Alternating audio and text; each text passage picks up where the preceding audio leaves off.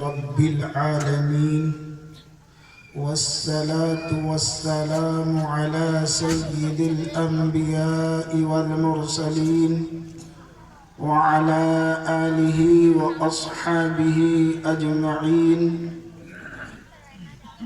أما بعد، أعوذ بالله من الشيطان الرجيم. بسم الله الرحمن الرحيم. قل إن كنتم تحبون الله فاتبعوني يحببكم الله ويغفر لكم ذنوبكم والله غفور رحيم. صدق الله العظيم وصدق رسوله النبي الكريم، ونحن على ذلك من الشاهدين والشاكرين، والحمد لله رب العالمین. کچھ کفر نے شعلے بھڑکائے، کچھ ظلم نے فتنے پھیلائے. کچھ کفر نے شعلے بھڑکائے، کچھ ظلم نے فتنے پھیلائے. سینوں میں عداوت جاگ اٹھی، سینوں میں عداوت جاگ اٹھی، انسان سے انسان ٹکرائے. پامال کیا برباد کیا، پامال کیا برباد کیا کمزور کو طاقت والوں نے. جب ظلم و ستم حد سے گزرے، جب ظلم و ستم حد سے گزرے، تشریف محمد لے آئے. معزز سامعین کرام اور رونق اسٹیج حضرات علماء کرام اور دور تک جو آواز جا رہی ہو، پردہ نشین میری ماں اور بہنوں، جو تقریر کا موضوع دیا گیا ہے وہ سیرت پر بولنے کو کہا گیا ہے. یہ آپ لوگوں کی محبت ہے جو آپ نے مجھے یہاں اپنی بستی میں دوبارہ یاد کیا ہے. ایک بار پہلے بھی آپ کے درمیان میں روبرو ہو چکا ہوں، لیکن یہ آپ کی محبتوں کا اور آپ کے شوق کا یہ جذبہ ہے. آپ کی محبتوں کو سلام کہ آپ نے یاد کیا اس ناچیز کو.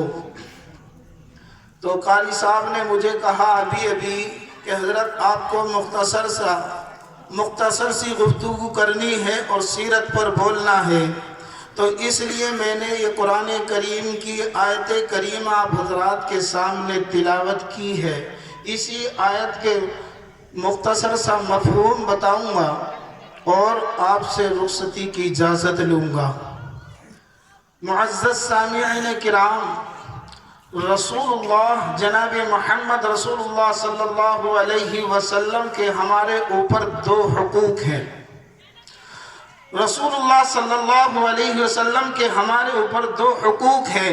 ایک یہ کہ آپ کی نبوت کا اقرار کیا جائے، آپ کی رسالت کو مانا جائے، یعنی آپ کو نبی محمد صلی اللہ علیہ وسلم مانا جائے. اور یہ ساری انسانیت پر عائد ہوتا ہے. یہ نہیں کہ ایمان والے اس کو مانے، بلکہ یہ انسانیت کے ناطے ہے کہ انسان کو اللہ نے جو پیدا کیا ہے، اس دھرتی پر جو اتارا ہے، اس کے لیے عائد ہوتا ہے، اس کے لیے ضروری ہوتا ہے کہ وہ رسول اللہ کو نبی مانے، محمد رسول اللہ صلی اللہ علیہ وسلم کو اپنا نبی مانے اور آخر الزمان نبی مانے. یہ ہر انسانیت پر ضروری ہے، چاہے وہ کسی بھی ملک کا رہنے والا ہو، کسی بھی خطے کا رہنے والا ہو، کوئی بھی زبان بولنے والا ہو، کوئی بھی زبان سے تعلق رکھتا ہو، کسی بھی برادر سے تعلق رکھتا ہو، کسی بھی خاندان سے تعلق رکھتا ہو، کسی بھی گاؤں کا رہنے والا ہو، کسی بھی شہر کا رہنے والا ہو، کسی بھی قصبے کا رہنے والا ہو، اگر وہ انسان ہے اور انسانیت اس کے اندر ہے تو اس پر ضروری ہے کہ وہ محمد رسول اللہ صلی اللہ علیہ وسلم کو اپنا نبی مانے. اور یہ بات میں اپنی طرف سے نہیں کہتا بلکہ خود رب کائنات کہتا ہے. اللہ رب العالمین نے قرآن کی آیت نازل کر کے فرما دیا کہ انسان کو ضروری ہے کہ نبی کو رسول مانے، وہ اپنا نبی مانے، آخر الزمان نبی مانے، اور یہ ہر انسانیت کے نام ہے، اس میں کوئی خاص نہیں ہے، اس میں کوئی مخصوص نہیں ہے۔ اللہ رب العالمین نے فرمایا قُلْ يَا أَيُّهَا النَّاسِ إِنِّي رَسُولُ اللَّهِ إِلَيْكُمْ جَمِيعًا الَّذِي لَهُ مُلْكُ السَّمَاوَاتِ وَالْأَرْضِ۔ اللہ رب العالمین نے فرمایا قُلْ يَا، فرمایا انہیں بتا دو، انہیں حکم کر دو، انہیں اطلاع کر دو، انہیں اطلاع کر دو، فرمایا جو بھی آنے والا ہے یعنی مجھے بھی اطلاع کر دو، مجھے بھی خبر کر دو، آپ کو بھی بتا دو، آپ کو بھی خبر کر دو۔ قُلْ يَا أَيُّهَا النَّاسِ، اے لوگو، قُلْ يَا أَيُّهَا النَّاسِ، اے لوگو تم سن لو، تمہارے درمیان میں نے رسول بنا کر بھیجا ہے، انی رسول اللہ الیکم جمیعا الذی لہ ملک السماوات والارض، کہ میں نے اپنی طرف سے تمہارے درمیان نبی کو رسول بنا کر بھیجا ہے، اور یہ بھیجنے والا میں ہوں۔ بھیجنے والے کی طاقت دیکھیے، اس کی طاقت دیکھیے وہ کیسی طاقت ہے، اس کی حکومت دیکھیے، اس کی حکومت کس پر چلتی ہے۔ فرمایا اللہ رب العالمین نے لہو ملک السماوات والارض، کہ وہ زمین کا بادشاہ ہے، وہ آسمانوں کا بادشاہ ہے، وہ پہاڑوں کا مالک ہے، وہ شجر کا مالک ہے، وہ حجر کا مالک ہے، وہ ہرے بھرے درختوں کا مالک ہے۔ فرمایا لہو ملک السماوات والارض، کہ وہ آسمانوں کا بھی وہ زمینوں کا بھی بادشاہ ہے، اس بادشاہ نے تمہارے درمیان رسول بنا کر بھیجا ہے۔ فرمایا انی رسول اللہ الیکم جمیعا الذی، تم سب کی طرف رسول بنا کر بھیجا ہے۔ اس لیے سننے جو جس کی بھی عبادت کرتا ہے، وہ کسی بھی فرقے سے تعلق رکھتا ہے، وہ کسی کی بھی عبادت کرتا ہے، وہ کسی کی بھی آگے اپنی پیشانی کو جھکاتا ہے، اس کا بھی یہ نبی ہے، میرا اور آپ کا نبی نہیں ہے۔ اگر میری آواز جہاں تک بھی جا رہی ہو، اپنے گھر میں بیٹھے ہوئے ہو یا اپنی دکان پر بیٹھے ہوئے ہو، وہ کان کھول کر سن لے، یہ نبی میرا نبی نہیں، یہ آپ کا نبی نہیں، بلکہ قیامت تک آنے والی انسانیت کا نبی ہے۔ فرمایا انی رسول اللہ الیکم جمیعا الذی لہ ملک السماوات والارض، کہ تم سب کی طرف میں رسول بنا کر بھیجتا ہوں۔ تمہیں ضروری ہے کہ اس کی رسالت کو مانا جائے، اس کی رسالت کو قبول کیا جائے، اس کو اپنا نبی مانا جائے۔ اور نبی ماننے کا مطلب کیا ہے، رسول ماننے کا مطلب کیا ہے؟ صرف زبان سے کہہ دینا کہ میں نے نبی محمد کو نبی مانا، صرف زبان سے کہہ دینا میں نے رسول کو نبی مانا، میں نے محمد کو اپنا رسول مانا، میں نے محمد کو نبی مانا، اس سے نہیں، بلکہ پہلے اس کا ترجمہ پورا کرتا چلوں۔ فرمایا لہو ملک السماوات والارض، کہ میرے ہاتھ میں زمین کی اور آسمانوں کی بادشاہت ہے۔ تمہارے لیے ضروری ہے لا الہ الا هو یحیی و یمیت، کہ تم اس پر ایمان لاؤ، وہی تمہارا معبود ہے۔ فرمایا لا الہ الا، فرمایا اللہ کے سوا کوئی معبود نہیں، وہی عبادت کے لائق ہے، کسی کے آگے پیشانی کو جھکانے کی ضرورت نہیں، کسی سے مدد حاصل کرنے کی ضرورت نہیں، کسی سے کوئی ضرورت نہیں، صرف اللہ کو ایک اللہ ماننا ہے، اس کو اپنا معبود ماننا ہے، اس کو اپنا خالق ماننا ہے۔ فرمایا لا الہ الا هو یحیی و یمیت، وہی تو تمہیں زندگی دیتا ہے اور وہی تمہیں موت دیتا ہے۔ زندگی کا مالک بھی اللہ ہے اور موت کا مالک بھی اللہ ہے۔ فآمنوا باللہ، بس تمہیں اس پر ایمان لانا ہے، یعنی محمد صلی اللہ علیہ وسلم پر ایمان لانا کہ آپ ہمارے نبی آخر الزمان نبی ہیں۔ تو ایک یہ ہوتا، ایک حقوق یہ کہ آپ کی رسالت کو مانا جائے، آپ کی نبوت کا اقرار کیا جائے، اور دوسرا حقوق شروع ہوتا ہے وہ آپ سے محبت کا، کہ آپ سے محبت کی جائے، آپ کی اطاعت کی جائے، آپ کی فرما برداری کی جائے، ہر کام رسول اللہ کے طریقے پر کیا جائے۔ ہمارا کوئی بھی مشغلہ ہو، کوئی بھی کام ہو، چاہے وہ ہماری ذات سے ہو، چاہے ہماری ذات سے ہٹ کر ہو، ہمیں وہ طریقہ اختیار کرنا ہے جو رسول اللہ کا طریقہ ہے۔ آج ہم اور سارے کاموں میں یعنی نماز پڑھنے کو को इबादत समझते हैं, रसूलुल्लाह का तरीका के मुताबिक नमाज अदा करते हैं, लेकिन जब ब्याह शादी का मसला आता है तो उसे इबादत नहीं समझते हैं, उसे सवाब नहीं समझते हैं, उसे सुन्नत नहीं समझते हैं, उसे रसूलुल्लाह का तरीका नहीं समझते हैं।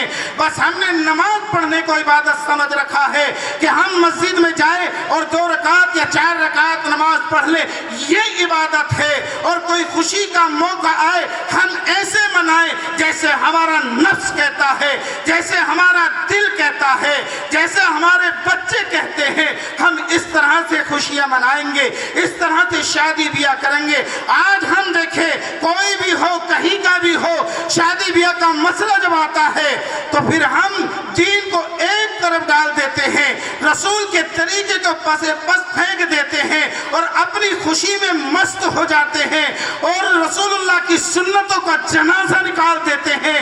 रसूलुल्लाह की सुन्नतों के साथ मजाक किया जाता है, इस्तिहजा किया जाता है और सुन्नतों को अपने हाथों से मिटाया जाता है।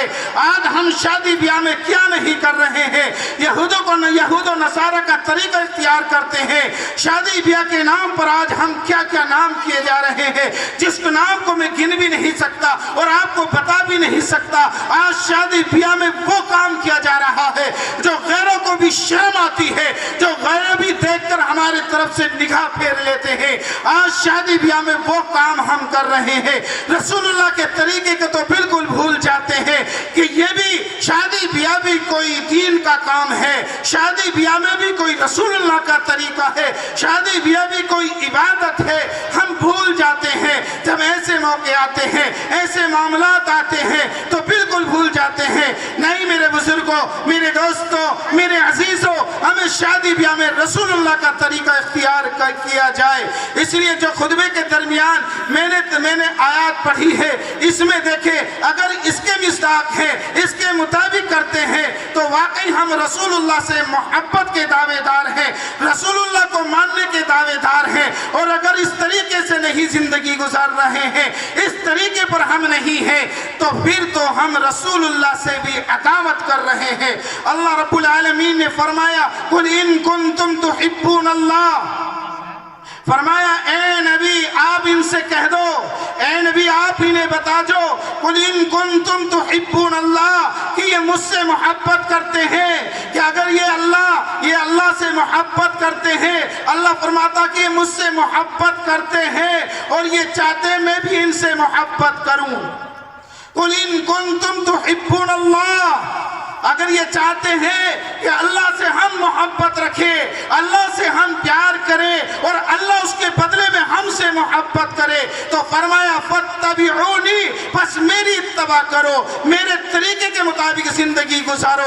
जब शादी भी हम रसूलुल्लाह के तरीके से हटकर गुजारेंगे तो फिर ये आयत करीमा को कहाँ डालेंगे? क्या कुरान से निकाल देंगे, कुरान से इसको हटा देंगे, क्या कुरान से इसको मिटा देंगे, क्या आगे कुरान के सीने से इसको निकाल देंगे, या तो इस पर अमल किया जाएगा जो रसूलुल्लाह ने फरमाया फत्तबिऊनी। अल्लाह के नबी ने अल्लाह रब्बुल आलमीन ने अपने नबी से फरमाया इन्नी रसूलुल्लाह, फरमाया कि मैंने तुम्हारे दरमियान रसूल बनाकर भेजा है, फत्तबिऊनी, बस तुम्हें इसकी इत्तबा करनी है और इसके इत्तबा में मैं तुम्हें दूंगा किया, तुम्हें अजर क्या मिलेगा? फरमाया युहिब्बुकुमुल्लाह, अल्लाह तुमसे मोहब्बत करेगा, अल्लाह तुमसे प्यार करने लगेगा। और मेरे बुजुर्गों, जब अल्लाह मोहब्बत करने लगे तो फिर हमारा काम बनता चले जाएगा। मौजूदा हुकूमत से कोई रुकावट ना आएगी, सियासतदान से कोई रुकावट ना आएगी, ताकत वाले से हमारा कुछ नहीं होने वाला, हमें नीचा नहीं दिखाया जाएगा। लेकिन शर्त यह है फत्तबिऊनी, कि हमारा हर काम रसूलुल्लाह के तरीके पे हो।